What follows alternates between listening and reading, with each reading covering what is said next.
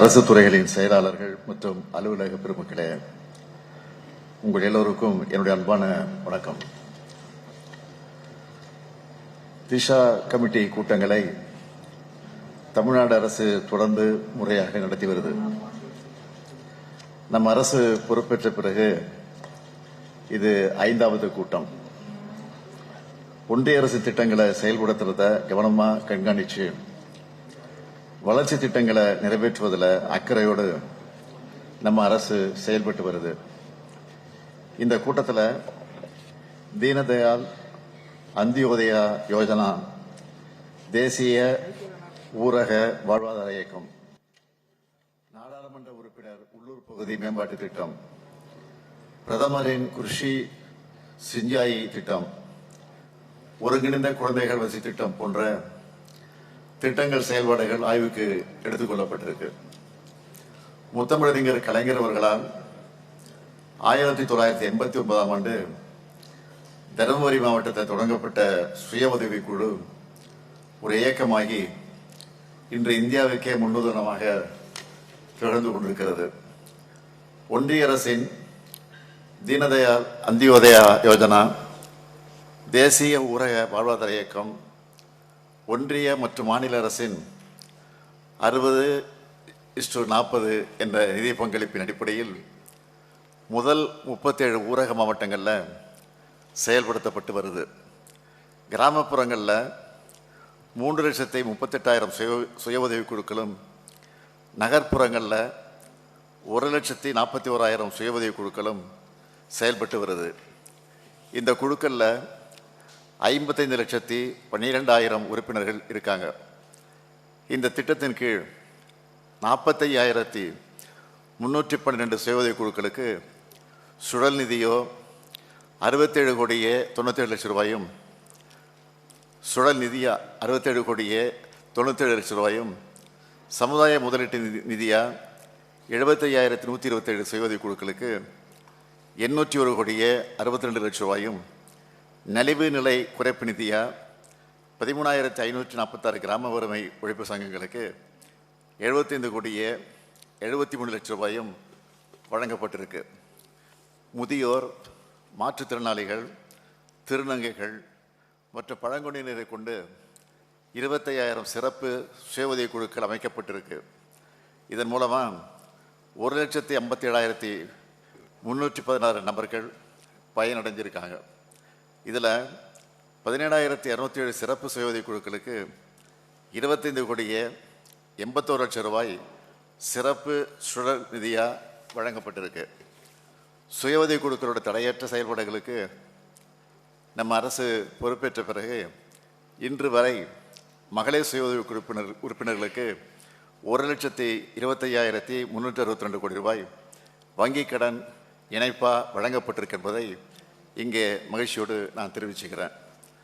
2025-26ஆம் ஆண்டுக்கான நிதிநிலை அறிக்கையின்படி மகளிருக்கு 37,000 கோடி ரூபாய் வங்கிக் கடன் இணைப்பு வழங்க நடவடிக்கைகள் மேற்கொள்ளப்பட்டு 3/9/2025 வரை 1,46,100 சுய உதவி குழுக்களுக்கு 13,062 கோடி ரூபாய் வங்கிக் கடன் இணைப்பு வழங்கப்பட்டிருக்கு.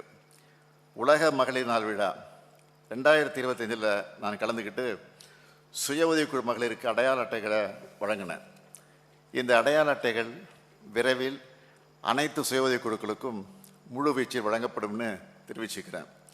சுய உதவிக்குழு மகளிருக்கு வழங்கப்படும் அடையாள அட்டை மூலமாக சுய உதவி குழுக்கள் தயாரிக்கிற பொருட்களை 25 கிலோமீட்டர் 100 கிலோமீட்டர் தூரத்துக்கு கட்டணம் இல்லாமல் கிராம மற்றும் நகர்ப்புற பேருந்துகளை எடுத்து செல்வது உள்ளிட்ட எண்ணற்ற சலுகைகளை பெறலாம். நாடாளுமன்ற உறுப்பினர் உள்ளூர் பகுதி மேம்பாட்டு திட்டத்தின் கீழ் 2021-22ஆம் ஆண்டிலிருந்து 2025-26ஆம் ஆண்டு வரை 1,274 கோடி ரூபாய் நிதி ஒதுக்கீடு பெறப்பெற்று 12,045 பணிகள் நாடாளுமன்ற உறுப்பினர்களோட சிறப்பான ஒத்துழைப்புடன் எடுக்கப்பட்டு 9,755 பணிகள் முடிக்கப்பட்டிருக்கு. 2,290 பணிகள் முன்னேற்றத்தில் இருக்குது. தமிழ்நாட்டில் சட்டமன்ற உறுப்பினர் தொகுதி மேம்பாட்டு திட்டத்தின் கீழ் ஒரு சட்டமன்ற தொகுதி உறுப்பினருக்கு நிதியாண்டுக்கு 3 கோடி ரூபாய்ன்னு மொத்தமுள்ள 234 தொகுதிகளுக்கும் 702 கோடி ரூபாய் ஆண்டொன்றுக்கு நிதி ஒதுக்கீடு செய்யப்பட்டு மக்களுக்கு தேவையான அனைத்து அடிப்படை மற்றும் உட்கட்டமைப்பு வசதிகளும் ஏற்படுத்தி கொடுக்கப்பட்டிருக்கு. மாநில அரசு சட்டமன்ற உறுப்பினர்களுக்கு 3 கோடி ரூபாய் நிதி வழங்குறதுனால நாடாளுமன்ற உறுப்பினர் நிதியை 10 கோடி ரூபாயாக உயர்த்த வலியுறுத்தி வரோம். இந்த கூட்டத்தின் வாயிலாகவும் தீர்மானம் நிறைவேற்றி 10 கோடி ரூபாயாக உயர்த்திட ஒன்றிய அரசுக்கு பரிந்துரை செய்வோம்னு தெரிவிச்சுக்கிறேன். இப்போ இ-சாக்ஷி போர்ட்டில் ஏஜென்சி ஒப்புதல் மற்றும் பிஎஃப்எம்எஸ் போர்ட்டில் திட்ட செயலிழப்பு ஒப்புதலை ஸ்கீம் டி ஆக்ஷிடேவன் ஒன்றிய அரசை வழங்க காலதாமதம் ஏற்படுது. இதை தவிர்க்க இந்த பொறுப்பு மாநில நோடல் ஏஜென்சிக்கு வழங்கப்படணும். அதே போல் இ-சாக்ஷி போர்ட்டில் நாடாளுமன்ற உறுப்பினர்களால் பரிந்துரைக்கப்படுகிற பணிகளை நேரடியாக தொகுதி வாரியான சுருக்க அறிக்கையை டவுன்லோட் செய்ய ஏதுவாக இ-சாக்ஷி போர்ட்டில் மேம்படுத்தணும்னு ஒன்றிய அரசுக்கு பரிந்துரைக்கலாம் எனவும் இந்த குழு கூட்டத்தில் முடிவெடுக்கப்படுது. பிரதமர் வேளாண் நீர்ப்பாசன திட்டம் ஒரு துளி நீரில் அதிக பயிர் என்ற திட்டம் ஒன்றிய மற்றும் மாநில அரசுகளின் 60:40 என நிதி பங்களிப்புடன் செயல்படுத்தப்பட்டு வருது. ஒன்றிய அரசின் வழிகாட்டு நெறிகளின்படி நுண்ணீர் பாசன அமைப்புகள் அமைக்க சிறு குறு விவசாயிகளுக்கு 55 விழுக்காடு மானியமும் மற்ற விவசாயிகளுக்கு 45 விழுக்காடு மானியமும் வழங்கப்படும்.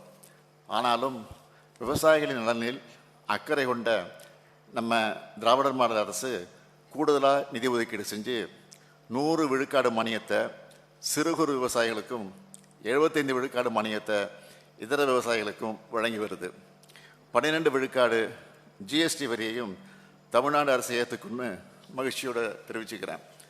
இந்த ஊக்கத்தால் தோட்டக்கலை மற்றும் வேளாண் பயிர்கள் சாகுபடி பரப்பளவு அதிகப்படுத்தப்படுது.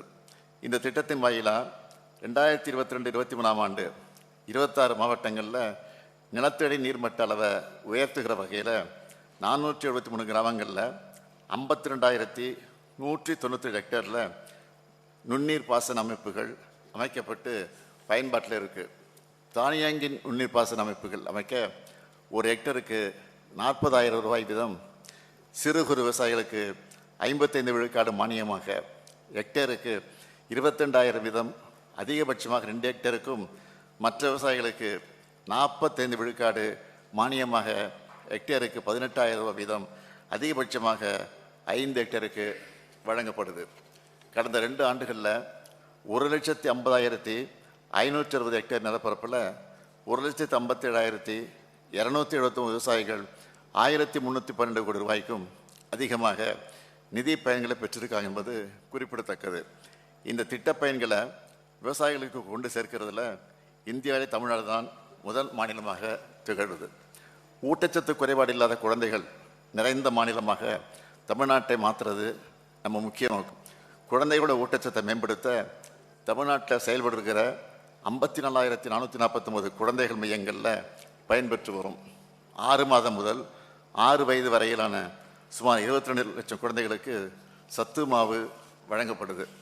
மேலும் சுமார் 5,50,000 கர்ப்பிணி பெண்கள் மற்றும் பாலூட்டும் தாய்மார்களுக்கும் சத்து மாவு வழங்கப்பட்டு தாய்சேய் ஊட்டச்சத்து நிலை கண்காணிக்கப்படுது. இந்தியாவிலே தமிழ்நாட்டில் தான் இந்த திட்டம் முதல் முறையாக அறிமுகப்படுத்தப்பட்டு சிறப்பாக நடைமுறைப்படுத்தப்பட்டு வருது.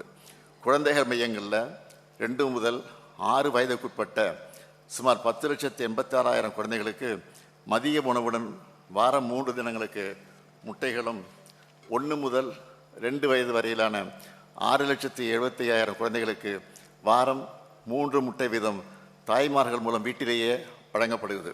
அனைத்து குழந்தைகளுக்கும் 2 செட் வண்ண சீருடைகளும் நம்ம அரசு சார்பில் வழங்குகிறோம். அனைத்து மையங்கள்லேயும் குடிநீர், கழிவறைகள், மின்வசதி ஏற்படுத்தப்பட்டு இருக்கு. இதுவரை 3,397 குழந்தைகள் நேய மையங்கள் கட்டி முடிக்கப்பட்டு பயன்பாட்டில் இருக்குது. 6,390 குழந்தைகள் மையங்களை திறன்மிகு குழந்தைகள் மையமாக தரம் உயர்த்தி வசதிகள் ஏற்படுத்தப்பட்டிருக்கு. மேலும் 5552 மையங்களை தரம் உயர்த்த ஆணை வெளியிடப்பட்டு பணிகள் நடைபெற்று வருது. நம்ம அரசோட முனைப்பான செயல்பாடுகளின் விளைவாக தமிழ்நாடு தேசிய குடும்ப சுகாதார கணக்கெடுப்பு 5 25 விழுக்காடாக இருந்த குழந்தைகளின் உயர குறைபாடு 11.8 விழுக்காடாக குறைஞ்சிருக்கு. 14.6 விழுக்காடாக இருந்த குழந்தைகளோட மெலிவுத்தன்மை 3.6 விழுக்காடாக குறைஞ்சிருக்கு. 22 விழுக்காடாக இருந்த குழந்தைகளோட எடை குறைபாடு 5.7 விழுக்காடாக குறைஞ்சிருக்கு. குழந்தைகளோட வளர்ச்சி விகிதம் பெரும் முன்னேற்றம் அடைஞ்சிருக்குன்னு இதன் மூலம் தெளிவாகிறது. ஊட்டச்சத்தை உறுதி செய்கின்ற மகத்தான திட்டத்தின்படி முதற்கட்டமாக 1,07,600 ஊட்டச்சத்து குறைபாடுடைய குழந்தைகளில் 77.3 விழுக்காடு குழந்தைகள் இயல்பு நிலைக்கு திரும்பி இருக்கிறாங்க. இந்த திட்டம் வெற்றிகரமாக செயல்படுத்தப்பட்டதை தொடர்ந்து 2ஆம் கட்டமாக அரியலூர் மாவட்டத்தில் 15/11/2024 அன்று துவங்கப்பட்டு 76,705 குழந்தைகளுக்கு கடுமையான மற்றும் மிதமான ஊட்டச்சத்து குறைபாடுடைய 6 மாதம் வரையிலான குழந்தைகளோட தாய்மார்களுக்கு ஊட்டச்சத்து பெட்டகம் வழங்கப்பட்டு 80.6 விழுக்காடு குழந்தைகள் இயல்பு நிலைக்கு திரும்பி இருக்காங்க என்பது உண்மையிலே எனக்கு மிகுந்த மகிழ்ச்சி அளிக்குது. நம்மோட எல்லா திட்டங்களுமே கடைகொடியில் இருக்கக்கூடிய மக்களையும் சென்றடையும் நோக்கத்தில் செயல்படுத்தப்பட்டு வருது. ஒன்றிய அரசின் எல்லா திட்டங்களுக்கும் மாநில அரசு பங்கு தொகையை எந்தவித காலதாமதம் இல்லாமல் நாம் விடுவிக்கிறோம். அதே போல் ஒன்றிய அரசு தன்னுடைய நிதியை சரியான டைமில் மாநில அரசுக்கு வழங்கணும்னு இந்த குழு மூலமாக வலியுறுத்தப்படும். தமிழ்நாட்டில் செயல்படுத்தப்படும் திட்டங்களோட சிறப்பான செயல்பாட்டுக்கு இங்கே வந்திருக்கக்கூடிய உறுப்பினர்கள் தங்களுடைய சீரிய கருத்துக்களை எடுத்துரைக்குமாறு கேட்டுக்கொண்டு என்னுடைய உரையை நிறைவு செய்கிறேன். நன்றி, வணக்கம். நன்றி சார்.